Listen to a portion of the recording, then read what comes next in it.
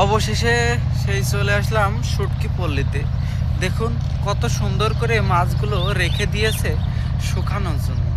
দেখুন এগুলো সব বলে ছুরি মাছ।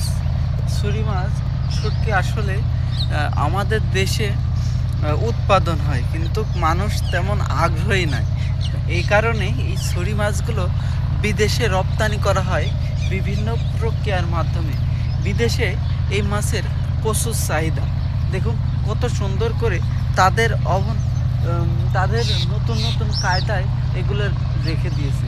দেখতে পাচ্ছেন 2 ইঞ্চি 2 আঙুল পরপর 2 আঙুল পরপর একটা করে পেরেকের মাথায় এখানে ছুরি মাছের এই যে গলা আছে এইটা বাতায় দেবে, দিয়ে এরমভাবে টাঙিয়ে রাখবে। আর এই সাইডে দেখতে পাচ্ছেন এগুলো পেইলে, তারপরে আপনার রূপচাঁদা, বিভিন্ন ধরনের এই যে দেখতে পাচ্ছেন মাছগুলো দেখুন খুবই সুন্দর। আর চাচারা ওইদিকে মাছ প্রসেসিং করছে, দেখে খুবই ভালো লাগলো। এবং এখানে দেখুন কতগুলো মাছ রেখে দিয়েছে তারা শুকানোর জন্য। এবং এই যে এইগুলো সব দেখছেন, এইগুলো একসময় আছে সব একদম ভরে থাকে মাছ শুকানোর কাজের মাধ্যমে। দেখুন আমার এই সাইডেও অনেকগুলো, আবার এই যে নিচে তারা মাছ শুকাতে পারে।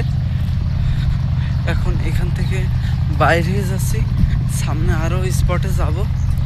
পিছনে একাই ঘুরছি, পিছনে বড় একটি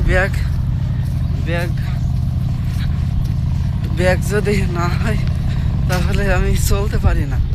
আর ব্যাগেই আমার কষ্ট দেয়, কারণ কি ব্যাগে আমার প্রয়োজনীয় সব জিনিস থাকে, রুমাল, গামছা, পানির বোতল, লুঙ্গি সব কিছু থাকে, জামা কাপড় সব কিছু। তাই শুটকি পল্লীতে বিদায় নিচ্ছি, সামনে দেখা যাক আর কোনো কিছু আছে কি, দেখি সামনে কি পাওয়া যায়। সঙ্গে থাকুন।